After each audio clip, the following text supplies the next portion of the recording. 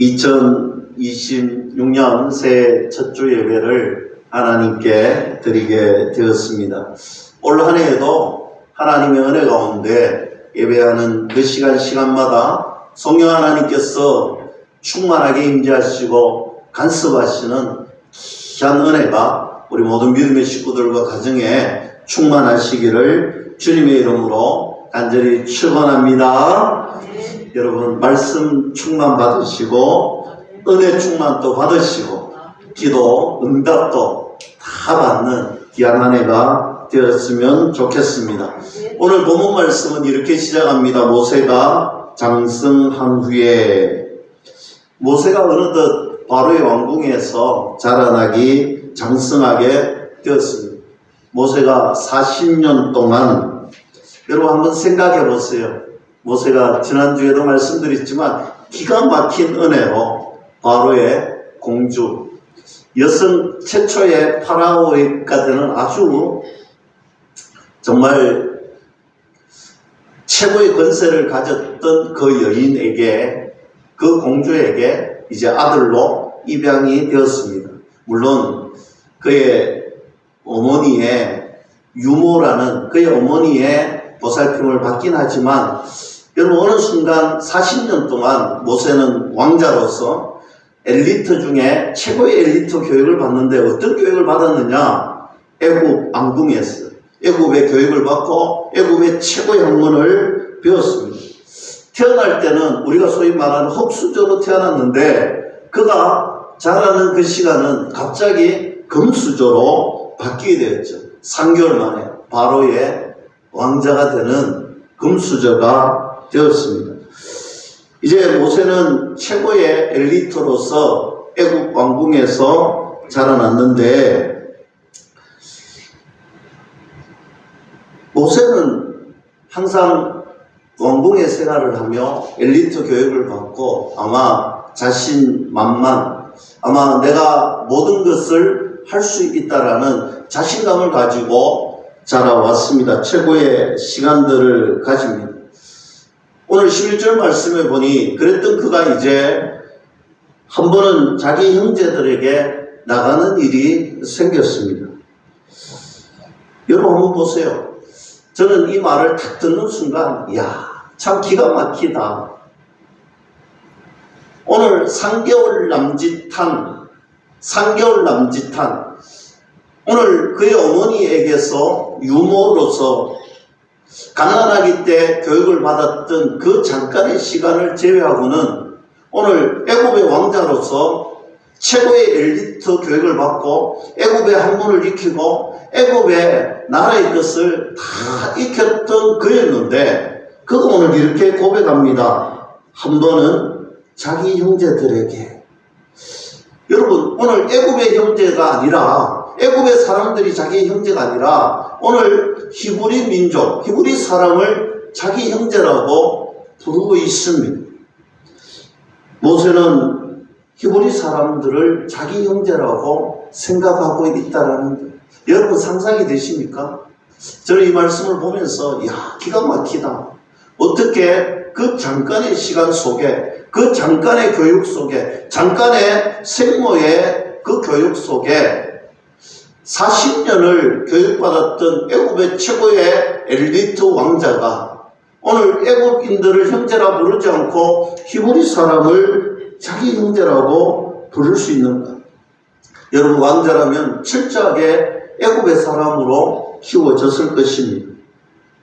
어떻게 하면 이렇게 생각할 수 있을까? 모세의 어머니 요게벳의 품 속에서 아마 초기 교육을 갓난아이 때부터 받았을 거예요. 너는 히브리 사람이야.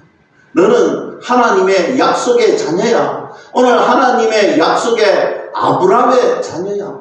너는 선택된 백성이야. 아마 어릴 적부터 그 교육을 오늘 어머니가 그 어린 아이에게 속삭여 주었을 거예요. 얼마 동안인지 모르겠지만 자라나면서 너는 하나님의 자녀야. 너는 하나님의 백성이야. 너는 선택된 자녀야. 여러분, 저는 이곳에 있는 우리 믿음의 식구들이 할머니가 되고 할아버지가 되고 가끔은 할아버지 할머니가 되어서 손자 손녀들을 보러 간다는 이야기를 참 많이 듣습니다. 저는 그래서 그렇구나. 우리 할아버지 할머니들이 해야 될 사명이 있고 소명이 있는데 어릴 적 교육이 가정교육이 이렇게 중요하다는 거예요.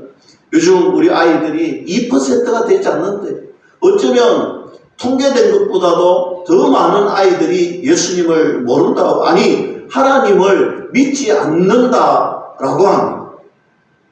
어릴 적 가정교육이 참 중요합니다. 어릴 적에 속삭여주는 그 교육이 참 중요하다는 것입니다. 모세의 어머니 요구벳이 오늘 그 품에 젖을 먹이면서 너는 히브리 민족이다. 너의 조상은 아브라함이다. 너는 하나님의 자녀다. 너는 택한 백성이다. 오늘 이 고백이 하나님 앞에서 선택된 고백이 되었습니다. 젖을 뗄 때까지. 오늘 그 젖을 뗄 때까지의 고백이 그 인생 40년을 애국의 왕궁에서 받았던 엘리트 교육을 이기더라는 것입니다. 사랑하는 성도 여러분, 오늘 우리가 하는 한마디 한마디가 우리 아이들, 우리 손자, 손녀들의 인생이 좌우되는 그 말이 되고 언어가 되고 교육이 되는 줄로 믿을 수 있기를 축복합니다. 우리 아이들의 정체성이 그때 좌우된다는 것입니다. 교회에서 여러분 우리 아이들을 위해서 기도하고 우리 아이들을 위해서 신앙교육하는 것 참으로 중요합니다.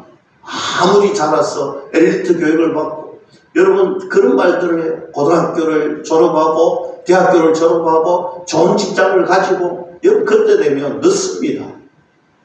오늘 그들에게 하나님의 말씀이 언제 전해져야 되느냐.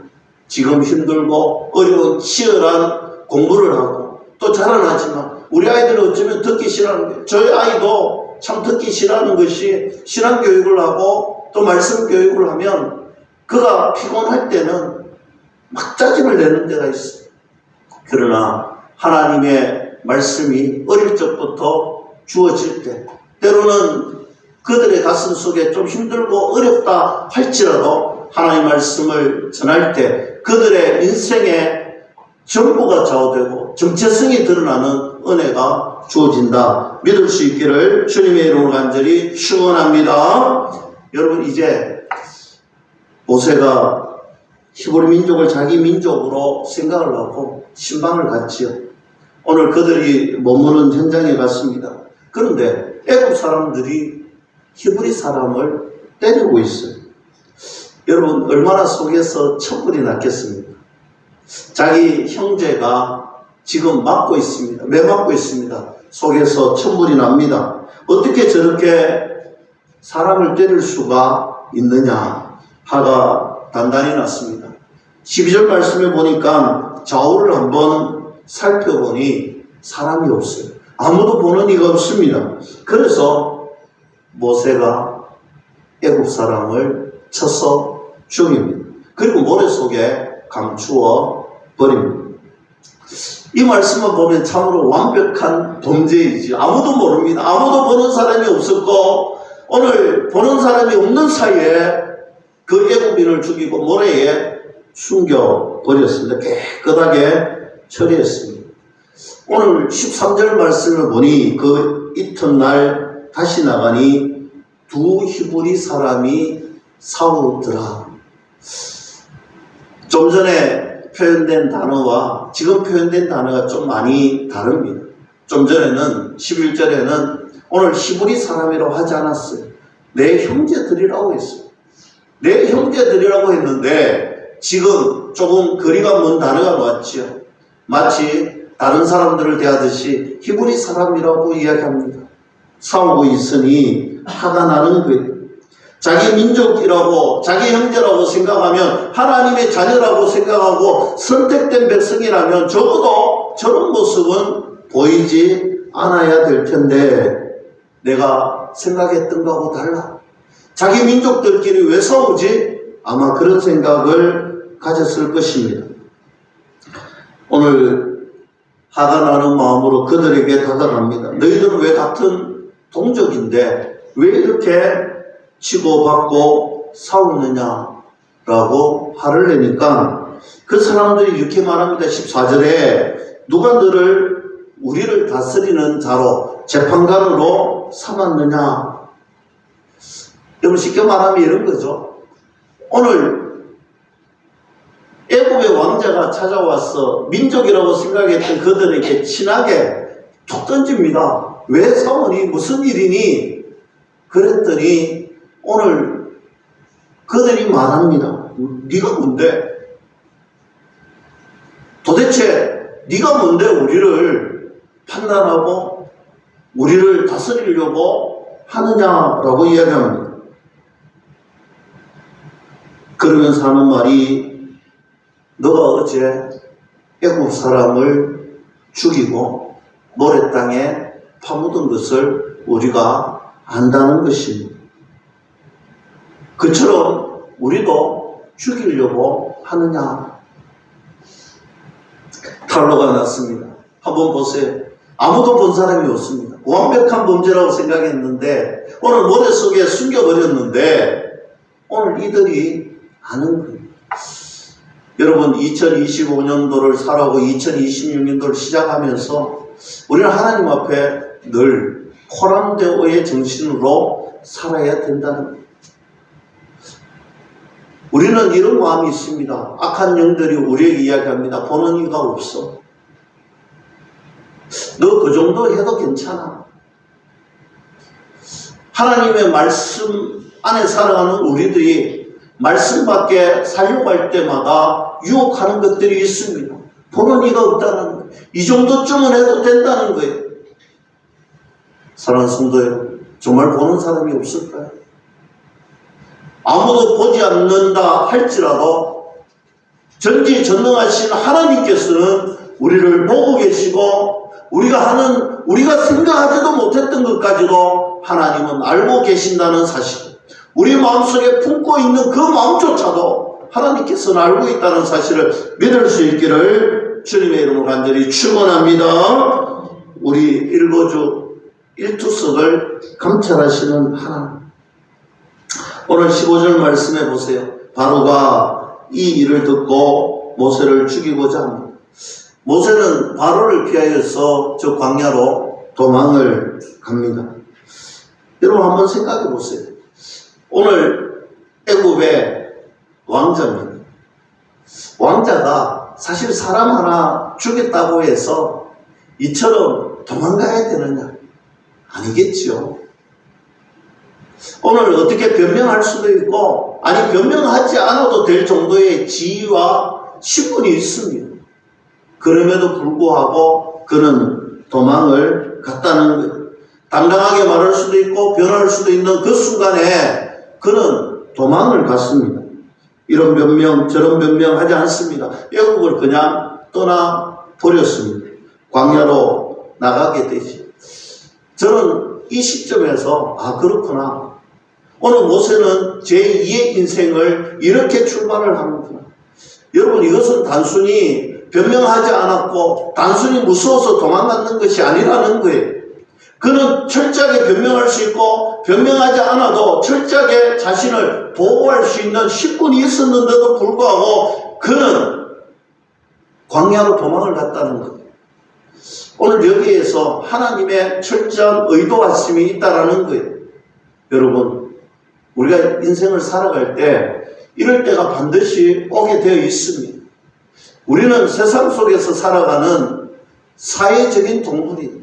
그래서 우리는 세상 속에서 사람들과 함께 부딪히고 공동체 생활을 합니다. 그러다 보니까 우리가 하나님의 자녀이면서도 하나님의 자녀답게 말씀 붙들고 살아가지 못할 때가 있습니다. 세상 속에서 세상에 붙들려서 세상의 종로를 하고 악한 영의 종로를 하고 살아갈 때가 너무나 많습니다. 오늘 모세가 제2의 인생을 걸어갈 때 바로 애굽의 줄을 던져버리고 광야로 나갔다는 거예요. 애굽의 줄을 끊어버리고 세상의 삶을 끊어버리고 광야로 하나님께서 몰아가시더라는 것입니다. 오늘 모세의 제2의 인생의 출발점은 애굽에서 떠나 광야로 떠나 그 시점이 오늘 모세의 제 인생의 출발점이 되었다는 사실. 모세 인생의 3분의 1이 지나가고 이제 광야에서 3분의 2의 인생이 시작이 됩니다. 새롭게 출발하는 시간이 되고 바로 이것 때문에 바로 여기에서 하나님을 만나는 은혜가 있고 바로 여기에서 하나님과 철저하게 교제하는 순간이 되었던 것입니다. 민족의 위대한 지도자가 되었던 순간이 여기에서부터 출발을 하더라는 것입니다. 사랑하는 성도 여러분, 모세는요 오늘 애굽을 떠나 광야로 갔어. 오늘 이 광야에서 하나님께 붙잡힌 영혼이 되었고 하나님께서 귀하게 철저하게 사용하시는 민족의 지도자의 첫 발을 디디게 되었다는 사실입니다. 위대한 민족의 지도자의 출발점은 바로 애굽의 줄을 끊어버린 것에서 시작이 되더라는 것입니다.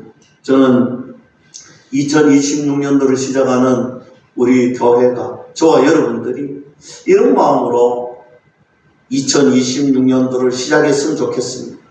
우리의 삶에 애굽의 줄을 가지고 여전히 살아가고 있습니다. 우리 육체적인 소욕을 따라가는 세상적인 삶을 여전히 가지고 살아가십니까? 바랐고 원하는 것은 애굽에서 발붙이고 살았던 그 인생의 발걸음을 이제 끊어버리시고 오늘 하나님께서 원하시는 광야의 삶이고 오늘 하나님께서 원하시는 애굽의 줄을 끊어버리고 세상의 줄을 끊어버리고 하나님이 원하시는 길로 출발하는 은혜가 있기를 주님의 이름으로 간절히 축원합니다. 세상의 줄을 끊어버리는 것. 우리가 하나님을 경험하고 싶다. 하나님을 만나고 싶고 하나님과 교제하고 싶다. 어디에서부터 시작을 해야 되느냐? 애굽의 줄을 끊어버리는 것에서 시작을 해야 된다는 것입니다. 그러면 애굽의 줄이 무엇이냐? 내 신앙에, 내 믿음에 방해가 되는 것, 내 신앙의 성숙함을 막아버리는 것. 이것이 바로 세상이 주는 애굽의 줄이라는 것입니다. 믿음 생활에 방해되는 것. 그동안 여러분 그것 붙들고 살아왔다면 내 신앙생활에 방해되는 것들을 붙들고 살아왔다면 2026년도에는 그것을 과감하게 던져버리고 벗어버리고 오늘 내 신앙의 길을 묵묵히 걸어가는 출발을 할 수 있기를 소망해 봅니다. 제2의 인생, 믿음의 인생, 우리가 하나님이 원하시는 인생을 살아야 될 텐데 바로 그 출발점은 내 믿음을 방해하는 것을 끊어버리는 것에서 시작해야 된다는 것입니다. 그동안 끊지 못했다면 오늘 이 아침에 예배를 통하여서 하나님 앞에 결단하기를 소망합니다. 하나님 2026년도에는 하나님 앞으로 나아가는 것, 방해했던 것들 끊어버리겠습니다. 세상에 발담구었던 그 발을 끊어버리겠습니다. 세상의 유혹에 이기지 못했던 것들 다 끊어버리겠습니다. 이 고백이 저와 여러분들의 고백이 돼 우리의 삶의 출발점이 되어야 할 것입니다.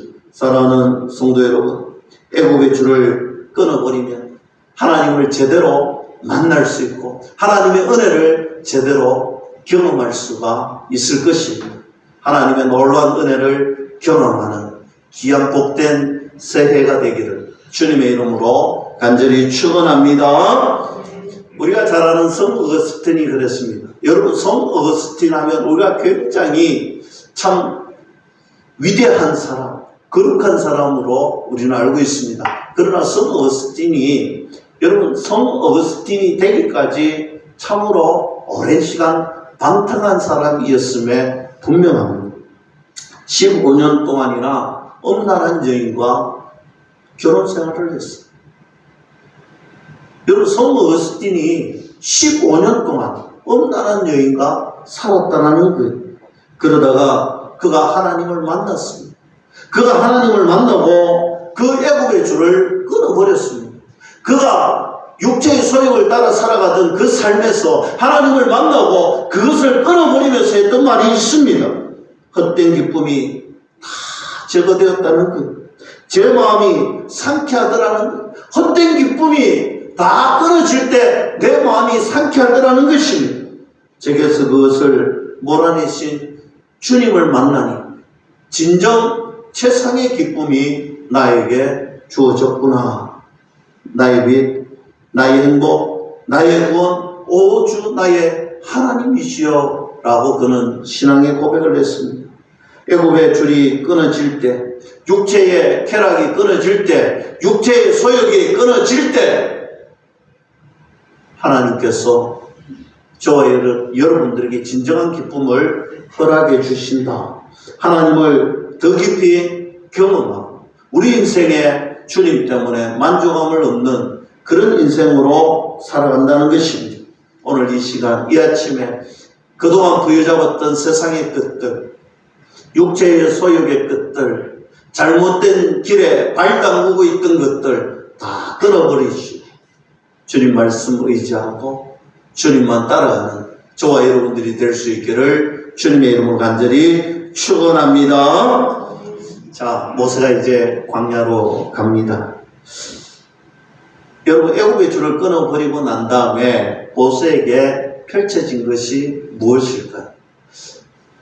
여러분, 우리 인생에 보면 우리가 착각하고 살아가고 있는 것들이 있습니다. 우리가 애굽의 줄을 끊어버리고 광야로 갔을 때 우리에게 파라다이스가 우리에게 주어지는 것이 아니라는 것입니다. 우리에게 펼쳐진 것은 파라다이스가 아니라는 거예요. 오늘 모세에게 주어진 것은요, 광야가 펼쳐져 있었더라는 것입니다. 우리 올 한 해도 이처럼 여러분 하나님이 주시는 은혜를 쫓아 육체의 소욕을 끊고 애굽의 줄을 끊어버리고 하나님 품으로 나아가고 전진할 때 우리에게 파라다이스가 탁 드러나는 것이 아니라는 거예요. 우리 앞에 펼쳐지는 것은 광야가 펼쳐질 것입니다. 우리가 이렇게 은혜 받았지만, 우리가 은혜 받고 정말 시작하지만 시작하는 그 발걸음에 만나는 것이 파라다이스가 아니라는 거예요. 광야를 만난다는 거예요. 그런데 오늘 성경은 이야기합니다. 광야를 너무 두려워할 필요가 없다라는 것. 모세에게 있어서 이 광야가 없었더라면 위대한 지도자 모세도 없었을 것입니다. 오늘 그가 이 광야에서 하나님을 더 깊이 만나고 하나님께 받은 깊은 교제와 교육이 그를 위대한 지도자로 하나님이 세워 주셨다라는 사실입니다.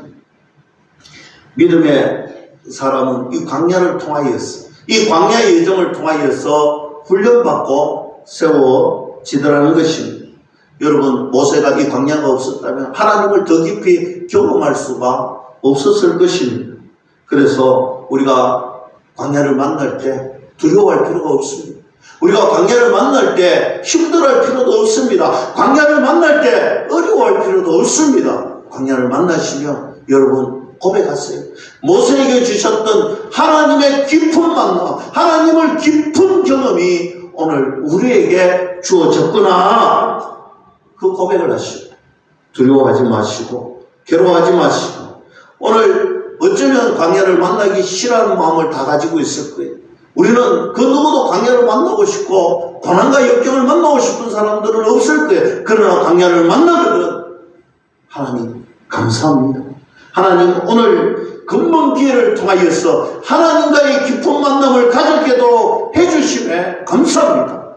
하나님 깊은 교제를 경험케 하시고 하나님 만남을 통하여서 우리 인생에 우리의 믿음의 성숙도가 더욱더 자라나는 은혜가 있게 해주셔서 감사합니다. 이 감사의 고백을 하면서 광야의 길을 한 발짝 한 발짝 한 발짝 전진하는 저와 여러분들이 다 될 수 있기를 주님의 이름으로 간절히 축원합니다. 요즘 우리 성도님들이 입원을 많이 하시고 병원에 많이 가 계세요. 작년 말부터 올 초까지 참 병원 신방을 하루에 2번도 특히 갈 정도로 많이 다녀오면서 아프신 분들 몸에 손을 대고 제가 기도를 합니다. 하나님, 이 침상 속에서 그동안 경험해 보지 못했던 하나님을 이 침상에서 만나고 경험할 수 있도록, 건강할 때 만나지 못했던 그 하나님을 이 침상에서 만나게 해달라고 저는 기도하고 옵니다. 비록 몸은 이곳에 있지만 놀라우신 하나님을 만나고 경험하는 은혜가 있도록 이 침상에서 드려지는 그 눈물의 기도가 속히 이루어지는 은혜가 있도록 해달라고 기도하고 나옵니다. 사랑하는 성도 여러분, 광야가 바로 그런 곳입니다. 광야에서는 하나님을 깊이 경험하는 장소입니다. 이 광야에 있으면 얻게 되는 축복이 참 많이 있습니다. 정말 많은 축복들을 얻게 되지만 그 중에서도 정말 중요한 축복이 무엇이냐? 여러분, 광야에서 얻어지는 가장 큰 축복이 무엇이냐? 저는 한 가지로 말씀을 드리고자 합니다. 바로 겸손해진다는 것. 이 광야에서 얻는 가장 큰 축복은 우리를 겸손하게 만든다는 것입니다. 모세가 광야로 나가기 전에 얼마나 자신감이 충만했습니까? 너무너무 자신감이 충만해서 그가 오바했지요. 교만이 되었습니다. 교만했던 모세가 일을 저질렀지. 여러분, 내가 할 수 있고 내 능력으로 할 수 있다 할 때가 가장 교만해지는 순간입니다. 모세가 광야에 나가면서 그 교만했던 모습이 겸손한 사람으로 바뀌게 되더라는 것입니다. 여러분, 성경에 불변의 진리가 하나 있습니다. 한번 살펴보세요. 하나님은 절대로 교만한 사람을 쓰시지 않습니다. 교만한 자에게 은혜를 베풀어 주신 적도 없습니다. 성경은 분명하게 말씀합니다. 하나님은 겸손한 자에게 은혜를 베풀어 주십니다. 겸손한 사람을 하나님이 붙들어서 들어 사용하시더라는 것입니다. 그러니 겸손이 얼마나 큰 축복이겠습니까? 여러분, 광야를 만나면 두려워하지 마세요. 광야를 만나면 너무 슬퍼하지 마세요. 광야를 만나면 하나님의 복이 있습니다. 바로 겸손의 복을 받는다는 것입니다. 우리 인생이 마찬가지입니다. 우리가 너무 교만하면 하나님 절대로 쓰시지 않습니다. 우리가 너무 강하면 하나님이 절대로 우리를 그때 쓰시지 않습니다. 자기가 옳다고 생각하는 그 인생 하나님 절대로 원해주지 않습니다. 내가 맞다, 내가 옳다, 나는 강하다, 그 사람에게 하나님은 절대로 원해주시지 않습니다. 겸손한 자에게. 여러분, 이 겸손을 어디서 배울 수 있느냐? 바로 광야에서 배울 수가 있더라는 것입니다. 여러분, 겸손이라는 개념의 무엇이라고 생각합니까? 겸손이라는 개념은요, 내가 다른 사람 아래에 있다라는 것. 다른 사람이 내 위에 있다라고 생각할 때 바로 겸손해질 수가 있는 것입니다. 다른 사람을 나보다 낮게 여기는 마음이지. 그럼 진짜 겸손이 무엇인가? 바로 하나님 아래에 내가 있음을 고백하는 것입니다. 반대로 교만이 무엇이냐? 내가 하나님 위에 있다라고 착각하고 살아가는 인생들입니다. 내 혼자서 할 수 있지, 내 힘으로 할 수 있지, 내 능력으로 할 수 있지, 내 인생에 하나님이 필요 없구나. 이것이 바로 교만한 인생입니다. 겸손은 하나님 아래에, 늘 내 인생이 하나님 아래에 있는 것이 겸손입니다. 바로 그런 사람을 하나님께서 귀하게 사용하신다는 것입니다. 그런 사람을 하나님께서 은혜를 주신다는 것입니다. 중요한 것은 이런 겸손한 자에게 하나님의 은혜가 있습니다. 그런데 참 역설적이기도, 이렇게 겸손한 사람에게 하나님 은혜를 주시는, 어떤 은혜를 주시느냐? 우리 인생의 역경을 만나고, 우리 인생의 고난을 만나고, 우리 인생의 어려움을 만난다 할지라도 겸손한 사람들에게 하나님이 복을 주셔서 그런 힘든 상황 속에서도 굳굳하게 즐길 수 있는 인생으로 바꾸어 주더라는 거예요. 아무리 세상 사람들이 바라볼 때는 막힌 당 같고, 정말 꽉 막힌 당 같고, 더 이상 소생할 수 없을 것 같은 어려운 인생이라고 바라볼지라도 그 광야에서 겸손한 사람들에게 하나님은 복을 주시는데 그 광야를 기쁨으로 받아들이려는 것입니다. 당당하게 받아들이고 기쁨으로 누리며 걸어가더라는 것입니다. 사랑하는 성도 여러분, 2026년도에 광야에서 하나님이 주시는 겸손한 복을 받으시기를 주님의 이름으로 간절히 축원합니다. 세상을 비록 힘들고 어렵고 막막한 담이 있을지라도 여러분 쓰러지거나 좌절하는 인생이 아니라 하나님이 주시는 복된 인생, 기쁨의 인생, 하나님께 감사의 인생으로 전진하면 하나님 역경이 다가와도 쓰러지지 않습니다. 하나님이 나를 도와주실 것이야. 하나님이 나를 일으켜 세워주실 것이야. 하나님이 나를 통하여서 역전의 인생을 살아가게 하실 것이야. 나를 더 단단하게 만들어주시고 세워주실 것이야. 나를 광야에 집어넣으신 이유가 분명하게 있을 것이야. 이 고백으로 전진하는 저와 여러분들이 다 될 수 있기를 주님의 이름으로 간절히 축원합니다. 여러분 2026년 광야에서 이런 용기를 가지고 전진합시다. 넘어지고 쓰러지는 인생이 아니라 넉넉히 믿음으로 이기는 인생들이 되어야 할 것입니다. 그러기 위해서는 겸손해야 됩니다. 여러분 2026년도에 우리 교회에 바로 기도 제목입니다. 저와 여러분들이 해야 할 기도 제목입니다. 우리 인생이 겸손해질 때 여러분 힘든 광야에서 용기로 이길 수가 있는 것입니다. 올 한 해 겸손한 자가 되게 해달라고 하나님께 기도합시다. 늘 하나님만 높이고 나는 하나님 아래에 두는 인생으로 살아갈 수 있도록 기도합시다. 모든 영광은 하나님만 받으시고 나는 그 아래에 순종하고 충성하는 일꾼이 되게 해달라.